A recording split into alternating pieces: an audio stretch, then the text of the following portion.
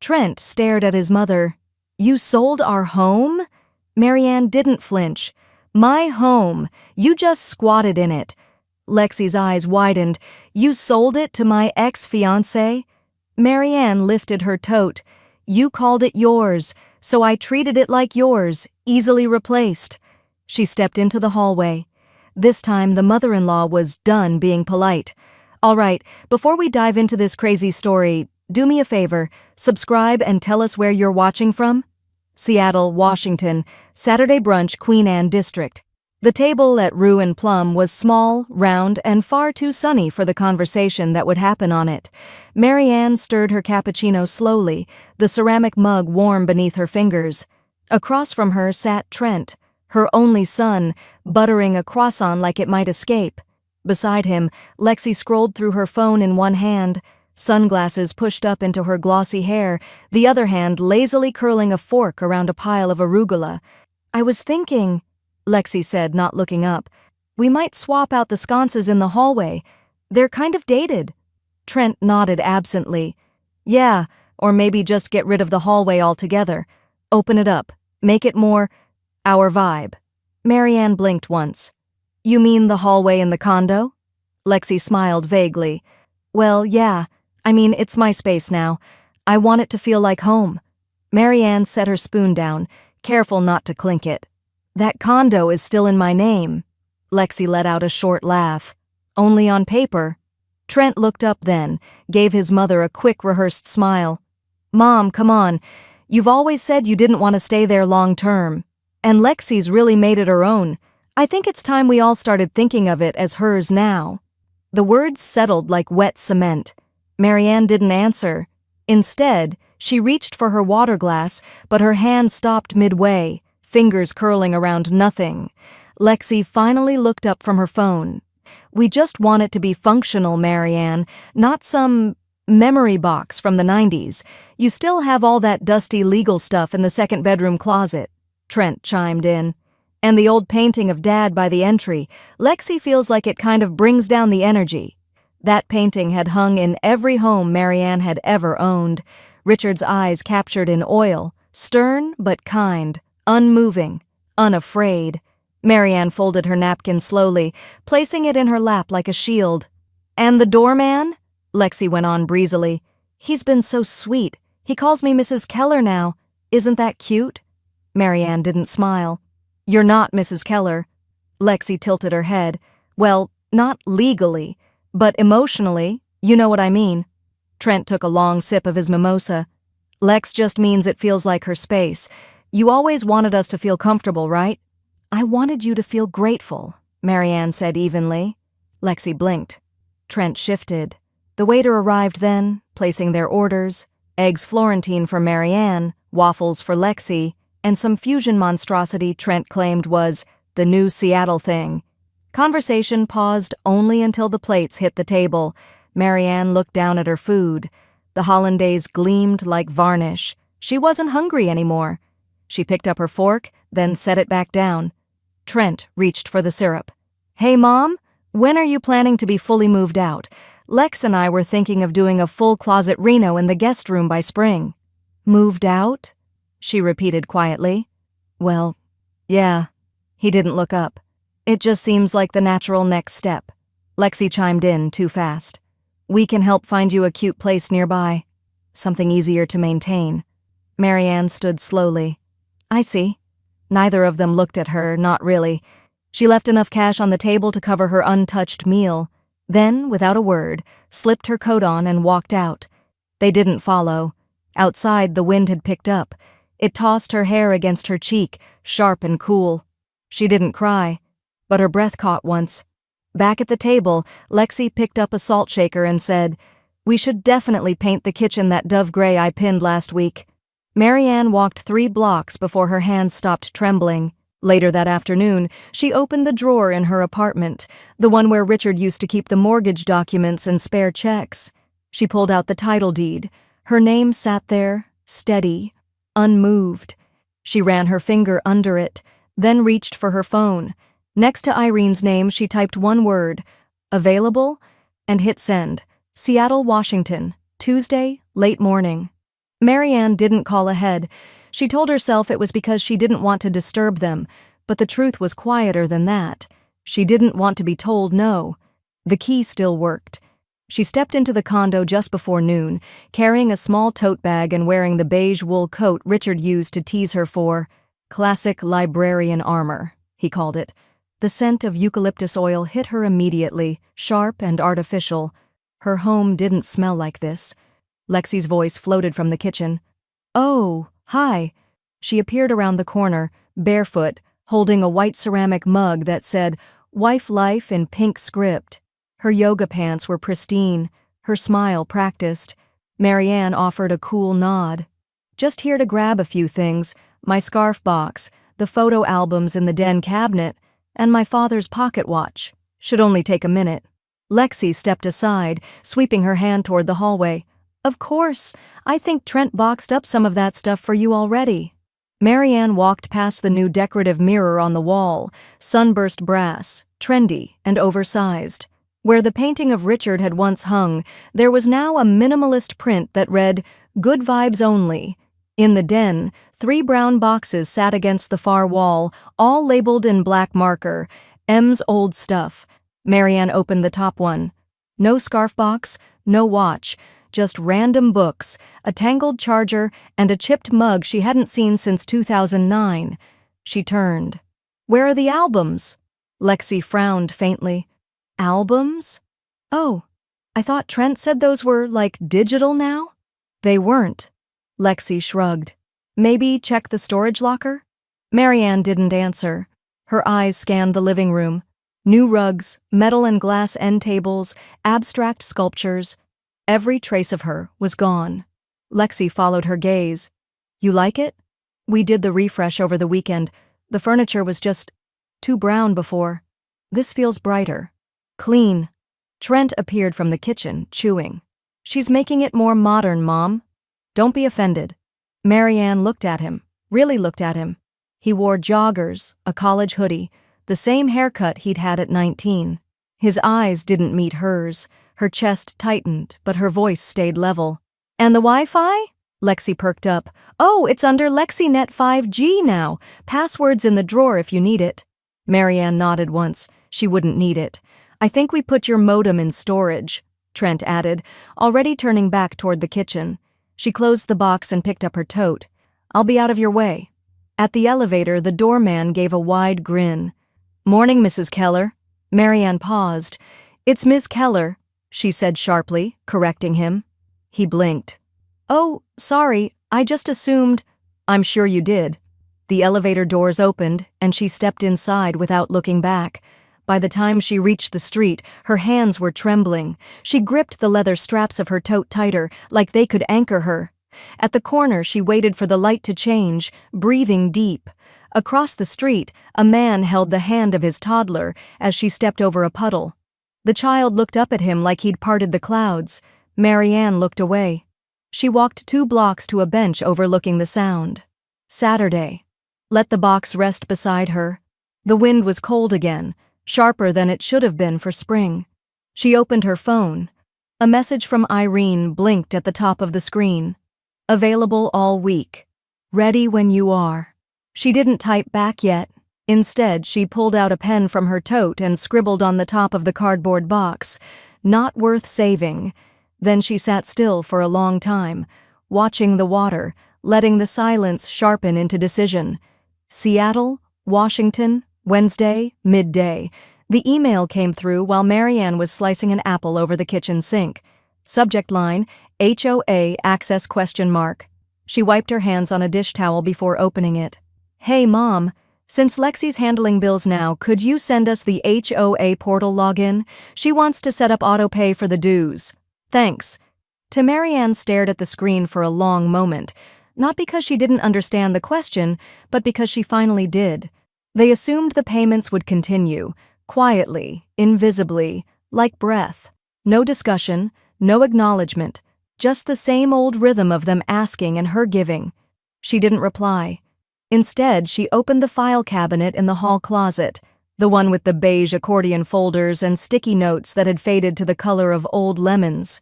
She found the file marked Property, Queen Anne. Inside were original mortgage documents, HOA bylaws, and a note in Richard's unmistakable handwriting, bought for. Flexibility down the line. Maybe for us. Maybe for Trent someday, if he grows into it. She ran her hand over the sentence. They'd bought the condo when Richard turned 60, just after his last cardiac scare. It was supposed to be transitional, a clean, simple place if the big house became too much. She remembered running the numbers on her legal pad at the kitchen table, budgeting for a future they might not get. They'd gone without vacations that year, skipped the cruise, canceled cable, paid in full. Now it had become someone else's nesting ground, someone who hadn't sacrificed a damn thing to earn it. The phone rang. Irene. "Hey, stranger," the lawyer said. "You texted?" Marianne sat down, smoothing her skirt under her knees. "I did. Something's shifted." There was a pause, long enough for understanding. Irene's voice softened. "You still hold full legal title, just so you know. You're not on a lease. This isn't a gift you can't take back." "I know. I also know that look you get when you're past fed up. You can't see my face." "I don't have to." Marianne smiled, the kind that didn't quite touch the skin. "I want to liquidate," she said. Irene went quiet. Then, "You sure?" "I'm sure they think I won't." A low chuckle hummed through the line. "Oof, that's the line, isn't it?" Marianne exhaled. "They think I'll just keep paying, that it's automatic." Flashbacks came like photographs. Trent in bed with strep throat, too weak to stand, her spoon feeding him broth and wiping his forehead. Trent asking for just one more semester's tuition help, even though they'd already dipped into their emergency fund. The wedding invoice for the open bar, Lexi had insisted, people expect it. Marianne signing the check, smiling for the photographer while calculating how many extra hours she'd need to work that month to cover it. Automatic. "I'm sending over the initial paperwork," Irene said. "You can always change your mind." "I won't." Marianne hung up and turned her phone face down on the counter. Later that afternoon, she checked her bank app. Last HOA withdrawal. $587. Due again next week. The charge had never been moved off her account. Lexi hadn't set up autopay. She'd set up a belief system. And Marianne had just unplugged it. She pulled out a notepad and began jotting a checklist. Retrieve father's watch, if found. Confirm title status with Irene. Review property comps. Cancel recurring HOA. Update will. By the time she reached the fifth bullet, her hand was steady. She poured herself a cup of tea and sat at the dining table alone. The sun had dipped just enough to cast amber shadows across the parquet floor. The same floor Richard used to complain was too glossy. She smiled at the memory, small and complete. The silence didn't feel empty now. It felt spacious. Her inbox pinged. A new email from Lexi. Subject line, FYI, we're thinking of putting up new shelves in the den. Marianne didn't open it. She didn't need to. She reached for her phone, opened her messages, and typed 2 words to Irene. Let's list. Seattle, Washington, Sunday. Late morning. Marianne hadn't planned to leave the house, but Instagram changed that. She'd been sipping lukewarm tea on the couch, half watching a nature documentary, when Olivia texted her a screenshot. The post was tagged Sunday Brunch and geotagged at Queen Anne Views. Lexi, standing in front of the condo window with a mimosa in one hand, her other hand curled possessively around Trent's waist. Caption, Brunch at our place, love this life. Below it, someone had commented, This space is so you, Lex. Marianne stared at the screen. Not our space. Not even his space. Her place. The audacity was a blade. She changed out of her robe, slipped on her softest black turtleneck and slacks, and tied her hair into a low, tight knot. A coat, earrings, lipstick that said, You don't ignore me. The elevator ride felt longer than usual. By the time she reached the 10th floor, the thump of bass-heavy jazz and clinking glasses spilled into the hallway. The door was open. She knocked anyway. A girl in a linen jumpsuit opened it with a party-slick smile. Hi, are you here for pickup? Marianne raised an eyebrow. Excuse me? "Oh, sorry." She leaned back into the condo and shouted, "Lex! Someone's mom is here!" Lexi appeared around the corner, face tight for half a second before her smile activated like stage lighting. "Oh, Marianne, what a surprise!" Trent came up behind her, holding a plate stacked with Belgian waffles. "Hey, Mom, just stopping by?" he said too quickly. Marianne didn't answer.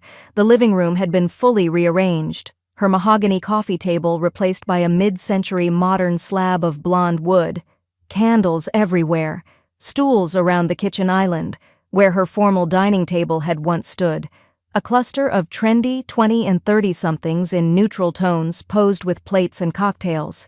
Marianne stepped inside without asking. "I didn't see an invite," she murmured. Lexi busied herself collecting a rogue napkin.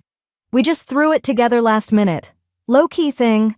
Marianne's eyes drifted to the bookshelf, now filled with minimalist pottery and color-sorted books. None of hers. The framed family photo that once lived by the balcony was gone. She moved slowly, deliberately, through each room.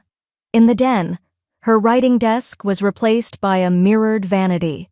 In the hallway, new sconces, the kind Lexi had mentioned at brunch. In the bedroom, white linen everything. Lexi's perfume hung in the air. Back in the living room, she pulled out her phone. Click. The den. Click. The master closet. Click. The kitchen backsplash she'd spent 6 weeks choosing tiles for. Trent laughed nervously as she passed him. "You okay?" Marianne met his gaze. "I'm documenting." He blinked. "For what?" "For memory." Lexi touched his arm, tugging him gently away. "Let her look," she whispered. "She's just feeling nostalgic." Outside, the wind picked up again, but inside the temperature had dropped. Marianne could feel it, the strain of invisible wires pulling each smile. She returned to the entry, looked down at the shoe tray. Her name wasn't on it anymore. A woven mat read, "The Kellers." The irony nearly made her laugh. She slipped her phone back into her purse. "I won't stay," she said, already heading for the door. "Wait, Mom," Trent called, but he didn't follow. Marianne stepped out, let the hallway hush around her. She took the elevator alone, staring at the warped reflection in the brushed steel doors. By the time she hit the lobby, the doorman waved. "Morning, Miss Keller." She nodded, but didn't stop. Outside, she exhaled once, hard. That night, she sat on her balcony, laptop open, a cup of strong tea steaming beside her. She opened a folder on her desktop labeled Condo, Legal. Inside it, a Word doc, title, Holder, M. Keller. She double-checked the attached PDFs, the screenshots from earlier, her name on the deed, the email chain with Irene. She highlighted the words, "Seller retains full discretion until title transfer," and clicked Save as evidence-04.pdf, then opened a new message to Irene. Subject, Progress. Message just dropped in on the owners. "I'm ready. Let's make it look effortless." She clicked Send. The night pressed quietly against the windows, and for the first time in months, Marianne smiled. Seattle, Washington, Friday, mid-afternoon. The listing had been live less than a week when the agent called. "Good news," she said cheerfully. "We've got 6 showings scheduled, 3 serious inquiries, and 1 full cash offer already on the table." Marianne tucked her phone between shoulder and cheek as she sliced a pear into thin, deliberate wedges. "All ready?" "Well priced and staged well," the agent replied. "The views help too." Marianne didn't mention the staging was involuntary. She wiped her hands and crossed to the laptop on the kitchen counter. "Can you send me the offers in writing?" "Already in your inbox," the agent said. "But take a look at the third one, Alex Monroe. You might want to vet him before we accept. He's a local investor, keeps his properties pristine, lives solo, no red flags, just a strong personality." Something in that name flickered in her brain. Monroe. Monroe. She clicked open the offer, scanned the financials. Solid. No contingencies. Offer came in $15,000 above asking, with a 21-day close and waived inspection. And there it was. Alex Monroe, Lexi's ex-fiancé. Marianne sat back slowly, the pair forgotten. The name wasn't common, and the address on the offer matched what she'd remembered from a half-heard story Lexi once drunkenly shared at Christmas. He's an architect/perfectionist. Couldn't even pick a dining table without mood boards. Thank God I got out. She remembered Trent laughing too hard. Marianne's eyes narrowed slightly. Then she opened a browser tab and typed, Alex Monroe, Seattle. LinkedIn was the first hit. Principal at an architecture firm in Capitol Hill. Divorced, no kids, community service with the Historic Preservation Board. His photo showed a tall man in a navy button-down, light gray at his temples, square jaw, kind eyes. She scrolled to his firm's page. Glowing testimonials, design awards, integrity, follow-through, excellence, everything Lexi had abandoned. She picked up her phone and called the number listed on the buyer form. He answered on the third ring. Alex Monroe. Mr. Monroe, Marianne said, calm and clear. This is Marianne Keller. I believe you just submitted an offer on my Queen Anne condo. A beat, then amusement in his tone.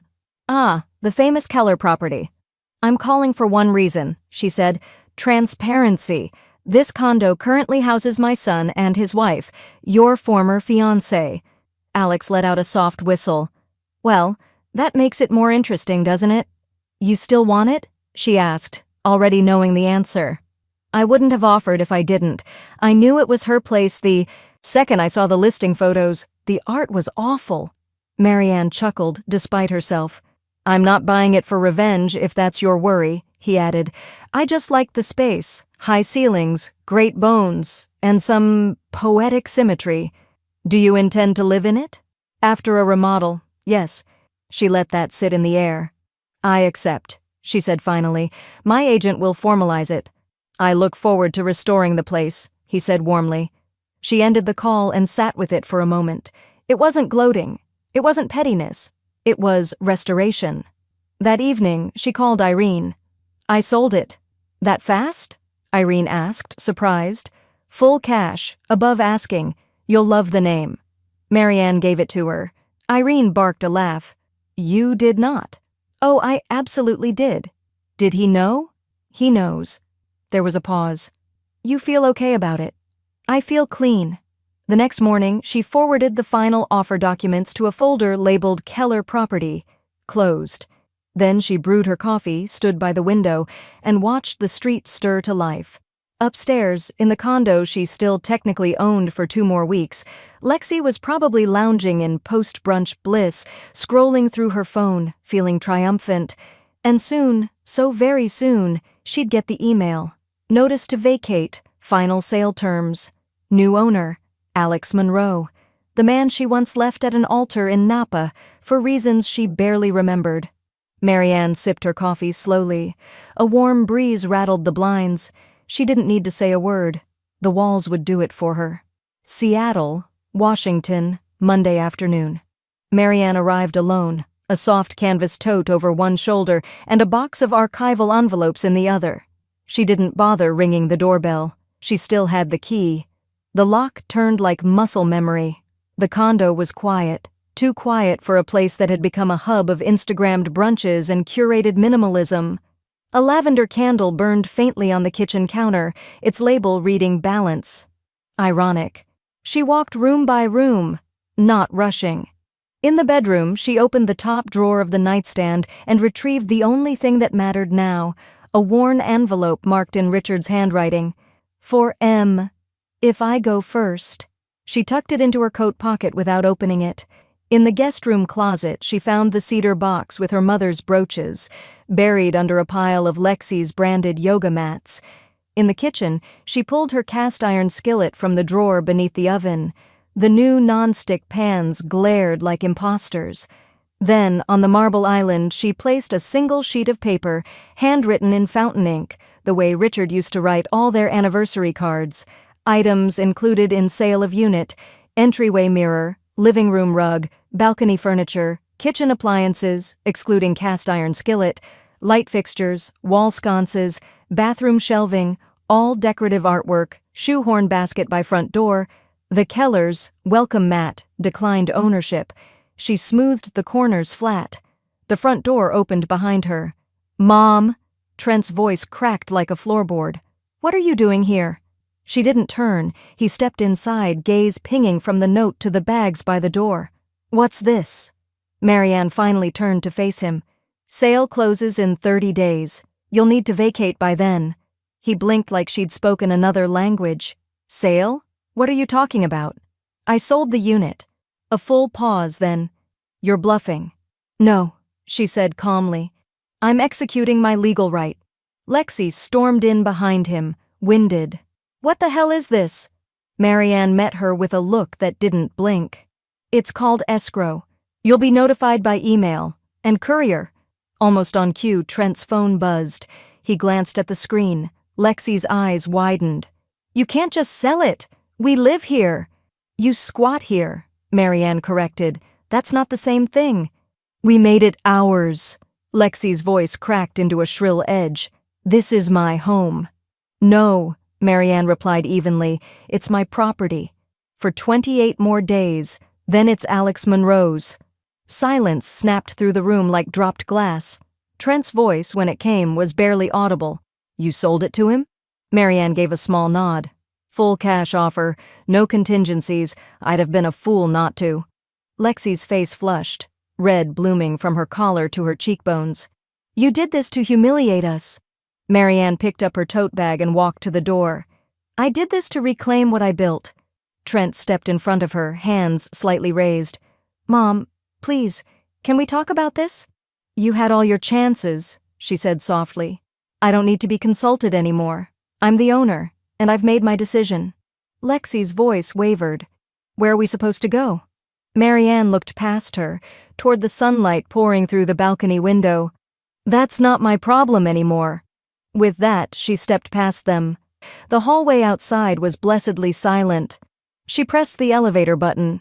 It dinged, soft and sweet. Behind her, through the door she left open, she heard nothing but shallow breath and disbelief.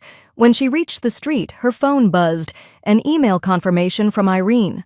Subject: Notice of sale and 30-day vacate requirement, delivered and logged. She slipped the phone into her coat pocket and didn't look back. At the intersection, she paused, letting a stroller pass. Then, for no reason except timing, she smiled. Lexi had spent months trying to erase Marianne from the condo. Now the condo was erasing Lexi, and this time, it would hold. Seattle, Washington, Thursday morning. Marianne opened her front door to a wall of noise. "Lexi, you blindsided us," she shrieked, heels clicking hard across the hallway tiles. "You humiliated us, me!" Marianne didn't flinch. She stepped aside just enough to let Lexi storm in. Trent followed, eyes tired, mouth already tense. "You could have talked to us like a human being," Lexi spat. "We're family." Marianne closed the door slowly. "You treated me like a guest. I responded like a landlord." Trent finally spoke. "You don't think this is petty? Vengeful?" "No," Marianne said. "I think it's overdue." Lexi's arms crossed so tightly they shook. "We've already contacted a lawyer. We're exploring options." Marianne moved past her, calm as still water. "Let me save you the consultation fee." She walked to her side table and picked up a crisp folder stamped with Irene's letterhead. She held it out. "This is a notarized summary of the sale," she said. "Your names appear nowhere on it. You paid no rent, held no lease, contributed no equity." Lexi hesitated, then snatched the folder like it might explode. She rifled through the pages, lips moving silently. Trent's shoulders sagged. "This is about Dad, isn't it? You're punishing me for not living up to him." Marianne looked at her son. Really looked. The entitled posture, the wounded eyes, the learned helplessness. "No, Trent, I'm punishing myself for enabling you." The room went still. Lexi's eyes narrowed. "You think this is business?" Marianne didn't blink. "It's exactly business, and you taught me how to be transactional." Lexi's laugh was jagged. "Unbelievable. I hope you're ready to deal with what's coming. People will hear about this." "I'm counting on it." Lexi's phone was already out. She turned on her heel and stormed toward the door. "You're toxic," she hissed. "A bitter, lonely woman." Marianne opened the door for her. And you're trespassing. Lexi slammed it behind her. Trent lingered. I didn't think you had it in you. Marianne didn't smile. That was your first mistake. He left without another word. That afternoon, Irene called. They're bluffing, she said, voice crisp. Lexi's lawyer is some social media personality turned real estate hobbyist. You're fine. Marianne was sitting in her window seat with a mug of chamomile, legs tucked beneath her. Let them scream into the wind. I already filed notice with the county. Full protection, no wiggle room.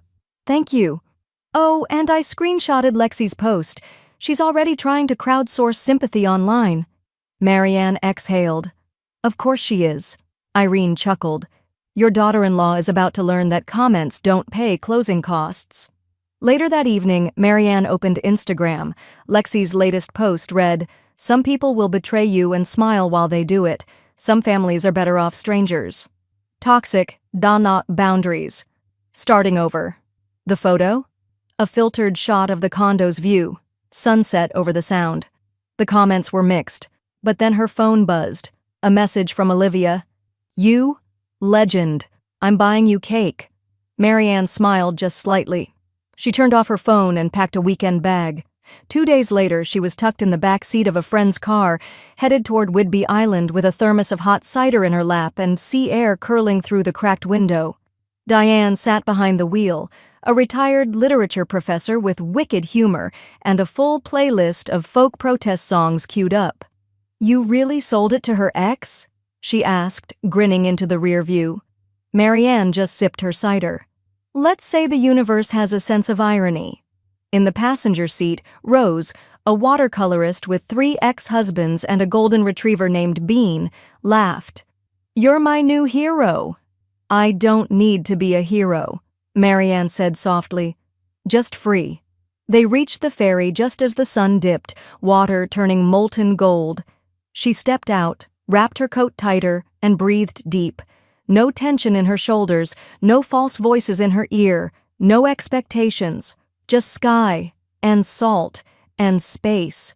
When she got back to the city, the first thing waiting in her inbox would be a formal threat of litigation from Lexi's faux lawyer, but Irene would handle that.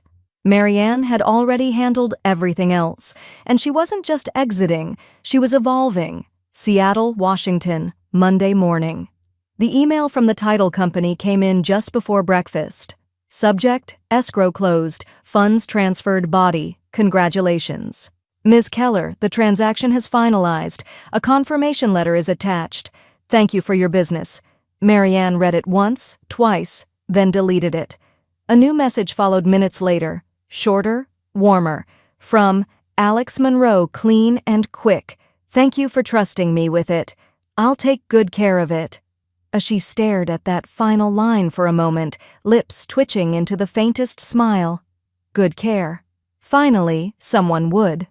By noon, Marianne sat across from Irene in her law office downtown, sunlight pouring through tall windows, bouncing off chrome picture frames and legal awards. Under your maiden name?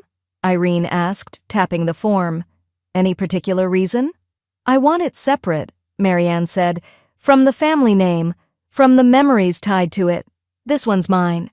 Irene nodded, businesslike but thoughtful. We'll file it under M.K. Dorrance Foundation then. Now, how do you want to disperse the funds? Marianne handed her a handwritten list on monogrammed stationery. Seattle Adult Literacy Project, Mothers Forward Shelter, Local Food Security Alliance, Community Reentry Legal Fund. Some of these were on the mock-up Trent and Lexi made for their wedding registry, she said dryly. Lexi mocked every single one. Irene gave a low whistle. So this is poetic and useful. Marianne folded her hands. No splashy plaques, no gala nights, just monthly support, long-term impact. Any beneficiaries? Marianne reached into her bag and handed over a second list. This one had just one name, Olivia Hart. Update the will. Everything that's mine, personal and legal, goes to her, not a cent to Trent. You're cutting him out entirely? Not out, Marianne said quietly. Just off. Irene gave a solemn nod. You're sure? Marianne didn't blink. I'm not angry anymore. That's what makes me sure. That night in her apartment, Marianne poured herself a glass of Zinfandel and stared out over the city skyline. The condo was no longer hers, but for once that absence didn't feel like a loss. It felt like subtraction by design. Her phone buzzed on the side table. "Lexi, you ruined our lives." She stared at the screen, then typed slowly with one hand. "Marianne, you never valued what you had."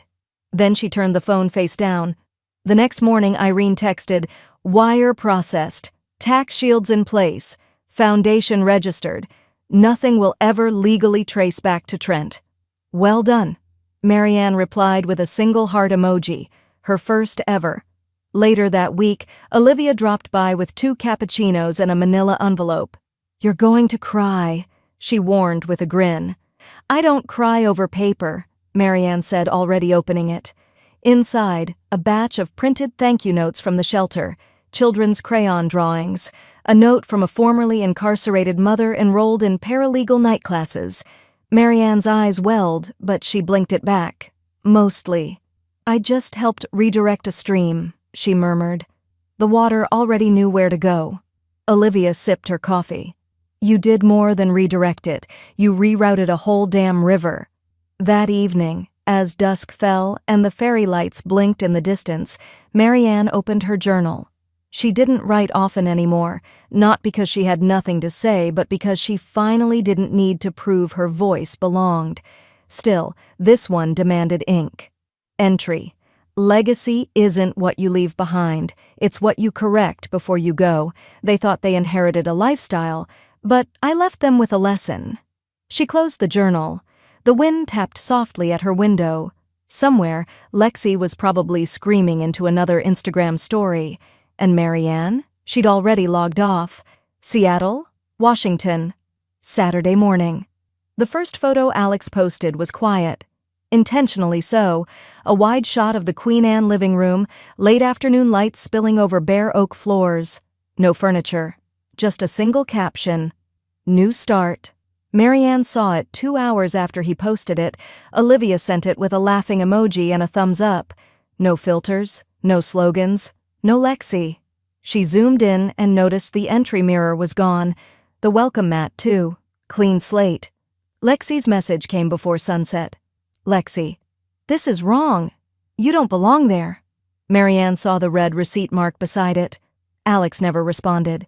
Sunday, Marianne found herself back on the rooftop garden of Olivia's apartment, legs curled beneath her, champagne glass sweating in the August warmth. Olivia popped the bottle with a grin. 2 smart women with sharper exit strategies. Marianne lifted her glass. "And clean deeds." They clinked. As the bubbles rose, Olivia leaned forward. "Heard from them?" "Trent called, twice.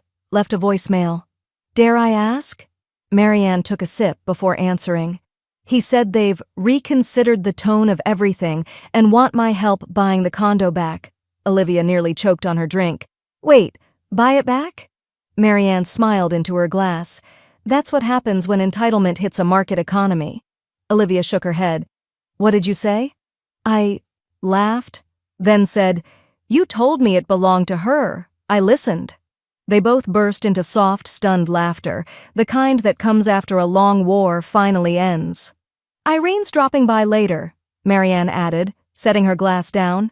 "She has the final docs."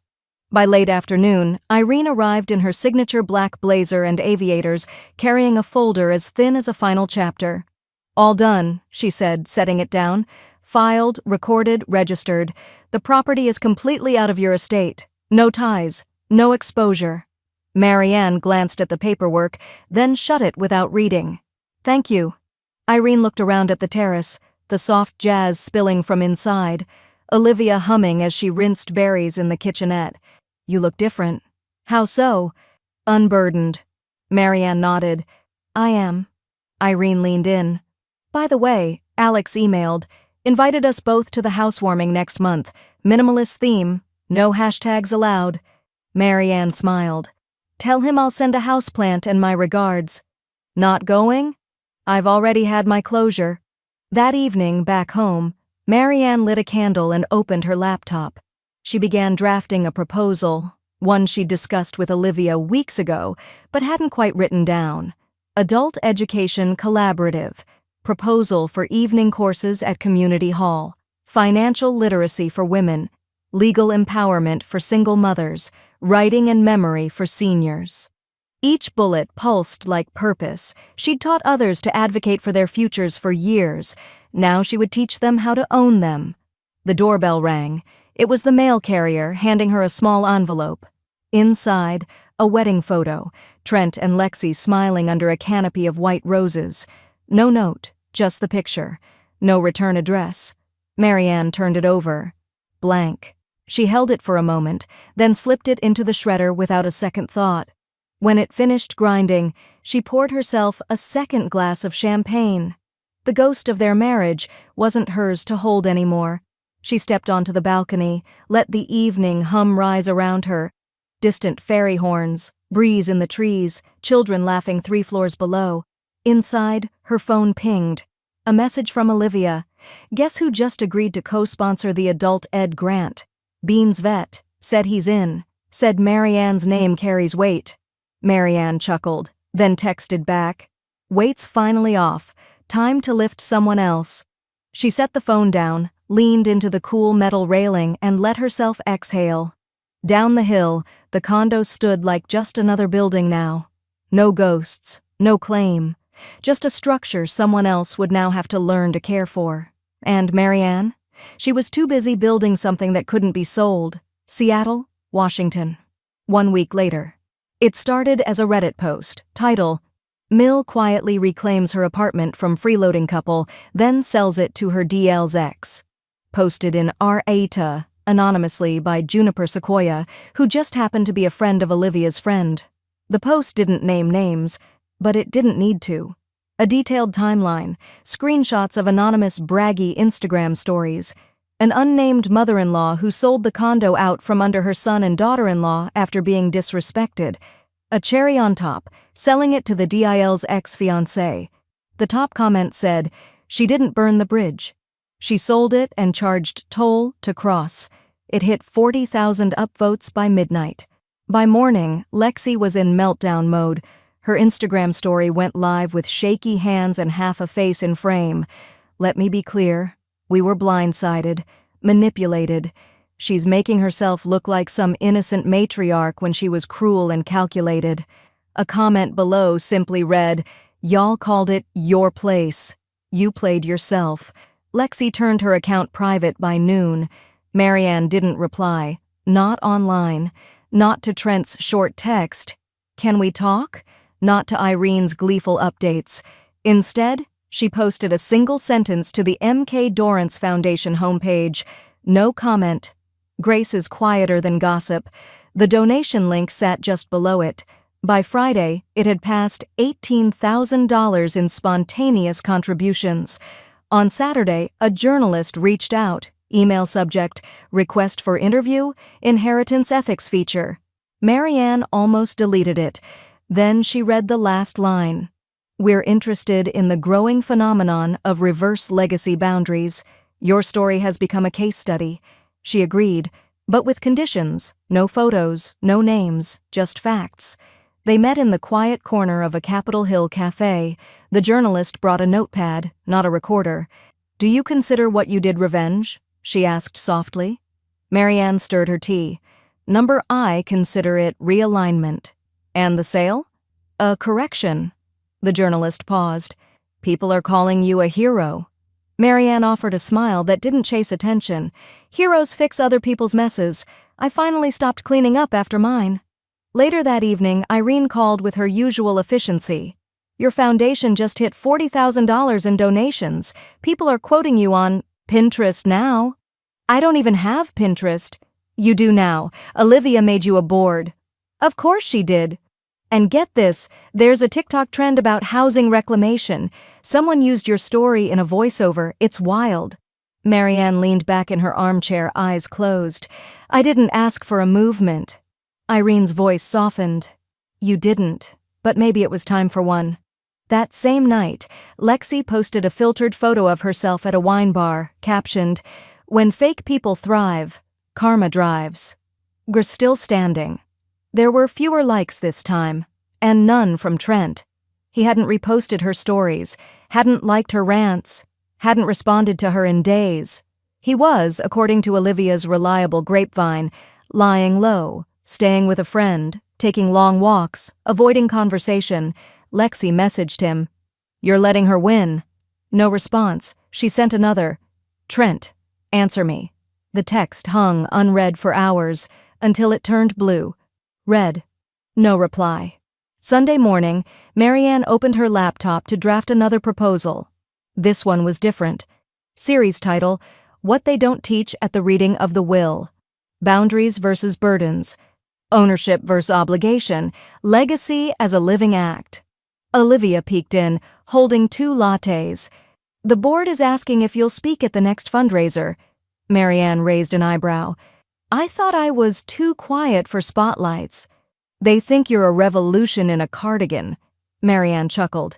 "Tell them I'll consider it, if they ditch the step and repeat." That night her phone buzzed once more. Unknown number. She answered on instinct. Trent's voice came through, hollow. "Mom, I think I screwed everything up." She didn't rush, didn't fill the silence. After a moment she replied, quiet and unshaken. "No, Trent. You just finally ran out of people to clean it up for you." Click. The call ended. Outside, wind knocked gently at the windows. The condo wasn't hers. But her voice? That was finally, undeniably, hers alone. Seattle, Washington, Tuesday morning. The first thing Marianne did was leave the family group chat. The one labeled Keller Crew, long since silent except for the occasional forwarded meme or passive-aggressive holiday reminder. She didn't announce her exit, just scrolled to the bottom, tapped Leave Group, and let the silence take care of itself. The second was more final. She opened Trent's profile. His latest post was from 3 weeks ago, a photo of Lexi's feet at a wine tasting, the caption reading, "Chasing grapes, not approval." Marianne clicked the 3 dots. Unfriend. It wasn't vindictive. It was quiet hygiene. She didn't need updates on people who only noticed her when they needed her name on paperwork. A few hours later, her phone buzzed. Jack Dorrance finally. Her older brother. Always plain-spoken, always late to respond, and always right when he did. She texted back, "Free at last. Brunch soon?"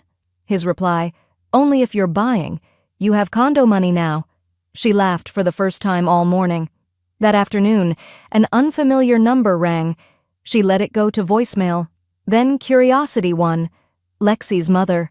The message was polite, apologetic, and just awkward enough to be real. "We had no idea how things had escalated, Marianne. I'm sorry for our silence. Lexi's not in the best place. We'd like to invite you to dinner, clear the air, just us, no pressure." Marianne played the message twice, then deleted it. She typed out a response but didn't send it. Instead, she copied a phrase from her journal and texted it back. "Thank you, but I'm already booked that night. With peace." No reply came. None was needed. Later, Olivia popped by with her usual whirlwind energy, holding a clipboard and a lanyard with a logo Marianne didn't recognize. "Okay, so, big news," she said, toeing off her boots. "The Northwest Women's Advocacy Collective wants you to keynote their annual summit." Marianne blinked. "Me?"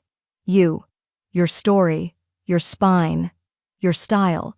They want to talk on personal boundaries and legacy clarity. Basically, how not to be guilt-tripped into generational poverty."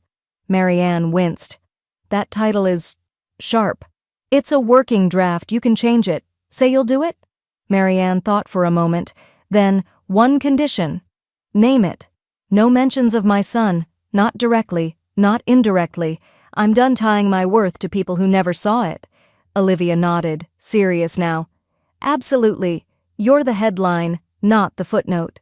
That evening, as rain tapped gently at the window pane, Marianne lit a small candle on the coffee table, her own scent blend, not one of Lexi's curated brands.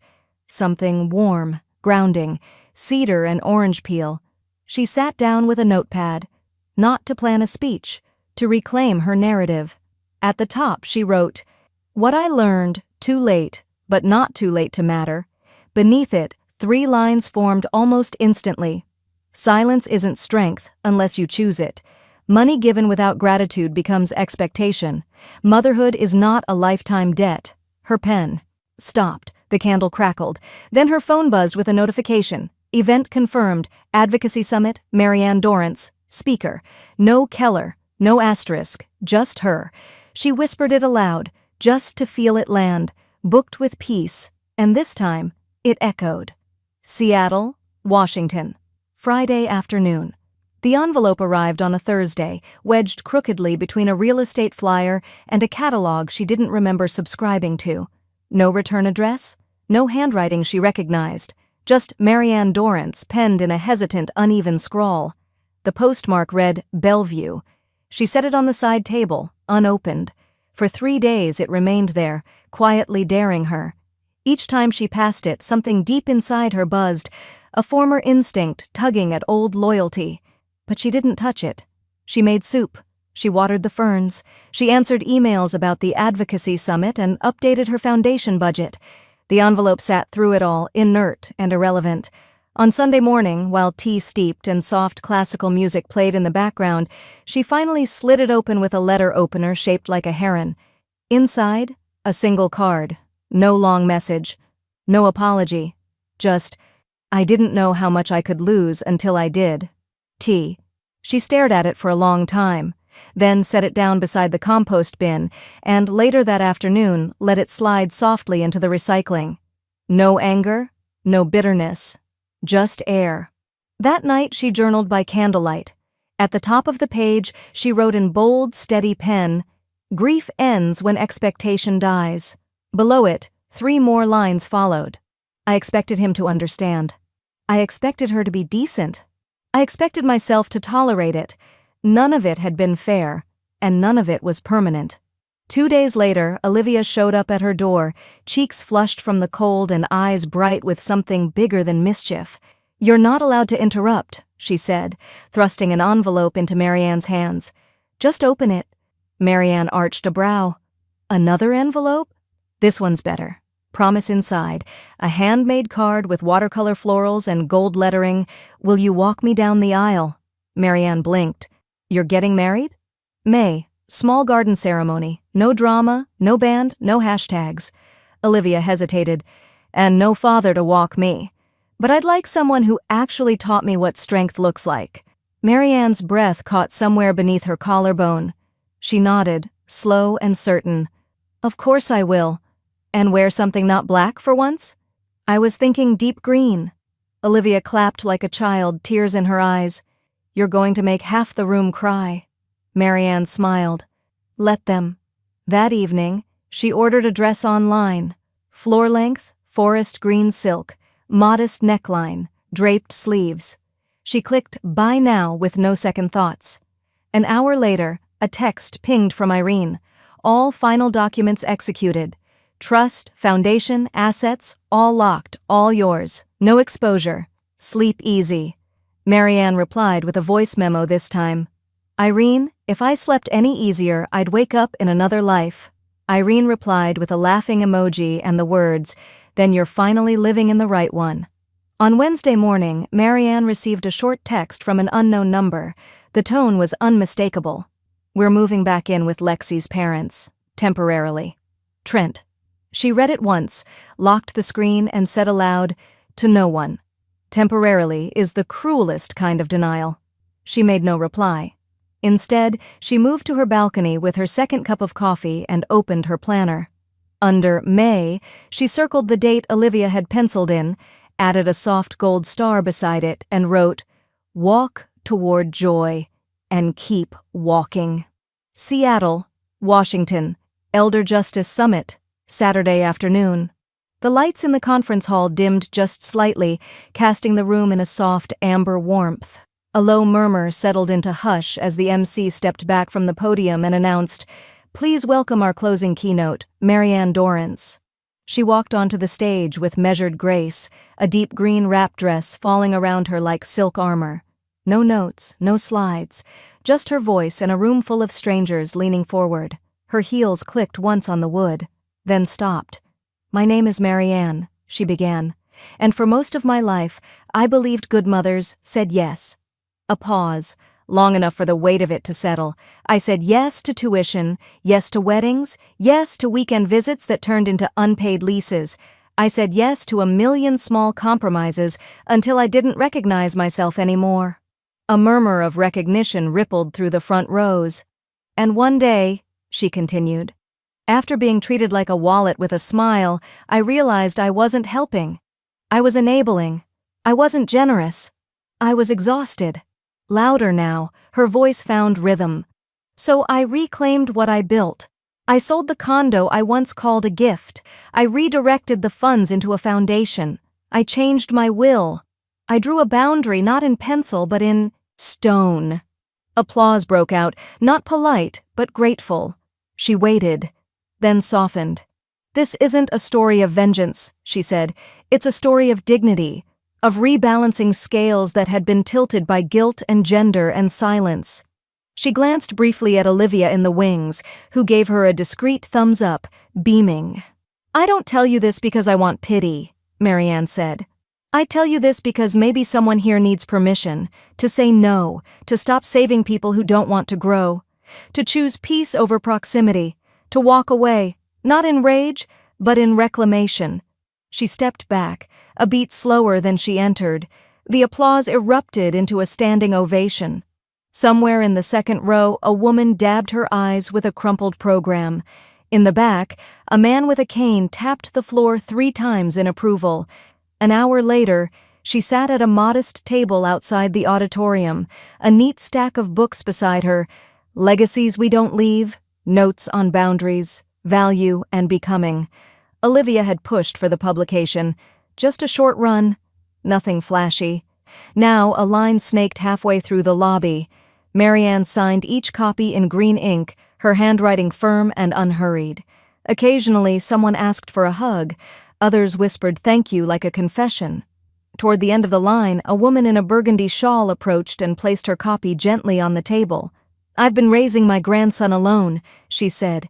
Gave up my savings, my house, everything. Listening to you, I don't feel crazy anymore. Marianne held her gaze. You're not. You're just tired and ready. The woman smiled, tears in her voice. Do you ever miss them? The question floated in the air. Marianne didn't answer right away. She capped the pen, folded her hands. I miss who they were, she said finally, but not who they became. The woman nodded, as if that answer unlocked something old and quiet. As the line dwindled, someone handed Marianne a small bouquet. Coral roses and white peonies, wrapped in craft paper. No card, the young woman said, just from a few of us who saw ourselves in your story. Marianne accepted it with both hands. Outside, the late spring light filtered through glass panes and painted her path in gold. She didn't check her phone. Didn't wonder if Trent had called. She no longer lived in that emotional economy. She lived in the truth. And today it had filled a room. Seattle, Washington, late Sunday afternoon. The envelope was heavier than it needed to be. Cream paper, wax-sealed. His handwriting, stubbornly familiar, slightly crooked from years of typing instead of writing. Marianne turned it over in her hands twice before opening it. Inside, 3 pages, front and back. The tone was hesitant at first, almost boyish, as if nostalgia alone might soften the reader, but as she read, it veered, rambling, defensive, circular. He wrote about stress, about the pressure to make things work, about Lexi's persuasive way of reframing things, about how he didn't even realize how deep it had gotten until it was too late. I guess she got in my head, he wrote, underlined once. Marianne read that line 3 times, then read it aloud, barely a whisper. You let her. She folded the letter neatly. No dramatic tearing, no burning. Just a clean crease. Then she walked to the hall closet, reached for the small teak box she hadn't opened in months. Inside were a few things that never found their place. Richard's cufflinks. A movie stub from a date that had turned into a memory. And now, the letter. She placed it inside, closed the lid, and turned the key with a soft click. Not forgotten. Just finished. Outside, the weather was indecisive. Light mist turning to sun, turning back again. She pulled on a scarf, her softest gray wool, and went walking. Queen Anne's streets were quieter than usual, people tucked into brunch cafes or heading to early shows. The city moved around her, unaware that she was giving something back to it with each step. Silence, forgiveness, clarity. She didn't plan the route, but somehow she found herself near the old condo. The building looked the same, of course, but it felt entirely different. The balcony light, once always on, buzzing faintly with Lexi's curated aesthetic, was dark now. She paused across the street. The windows were bare, no plants, no throws, no candles glowing performatively behind the glass, just absence. And yet, it didn't ache. She didn't feel triumph. She felt right. She crossed the street without stopping, walked past the front entrance without glancing through the lobby doors. At the corner, she paused only once, just long enough to let a mother and toddler pass with a stroller, and then kept walking. Not away from anything, but forward. When she got home, the apartment was still warm from the afternoon sun. She kicked off her shoes, made tea, and opened the balcony door just a crack to let in the scent of wet pavement. Her phone buzzed. Olivia. No emojis, no memes, just a short, simple message. Just wanted to say I love you. Marianne stared at the words, not because they were new, but because they were unconditional. She typed back, I know, and I love you right back. Then she set the phone down, not because she needed a break, but because she wasn't waiting anymore. The kettle whistled.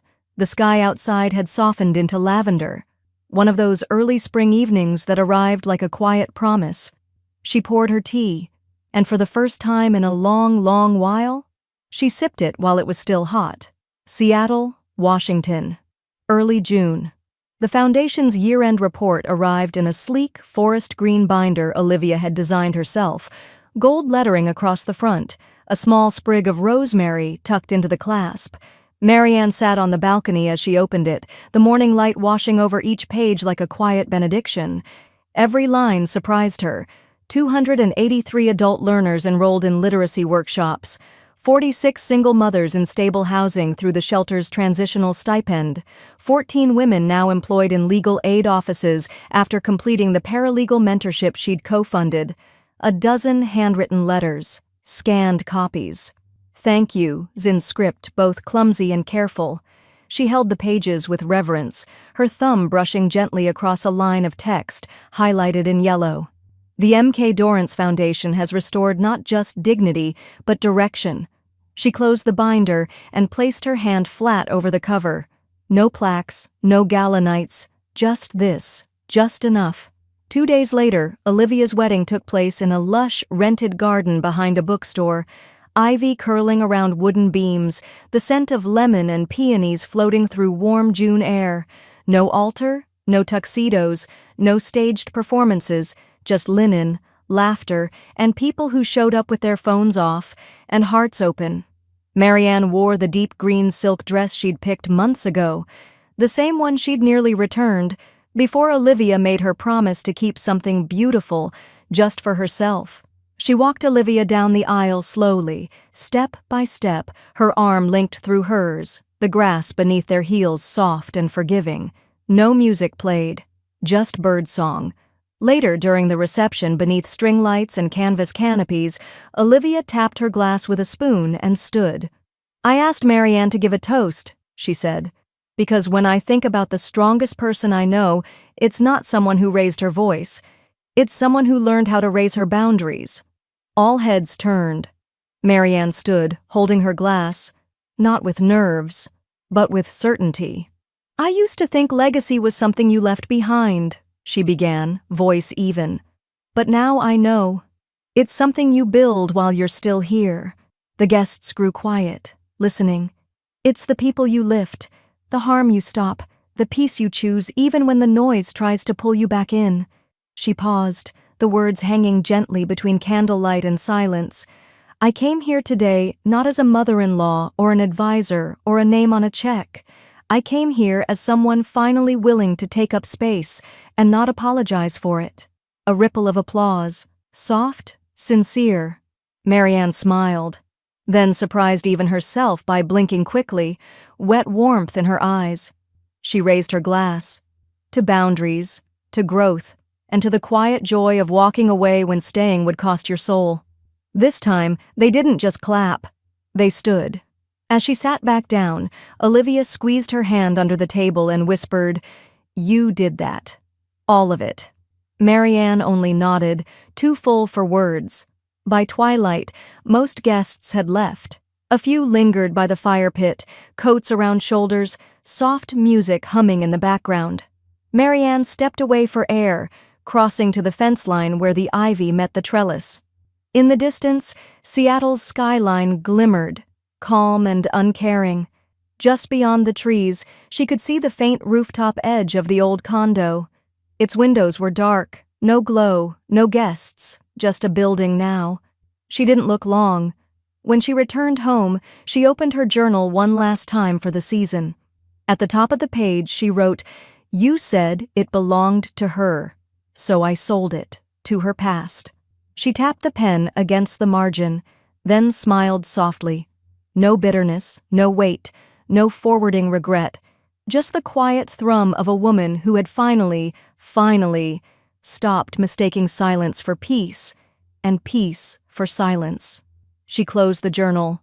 Outside, the wind lifted, not strong, not sudden, just enough to carry her forward,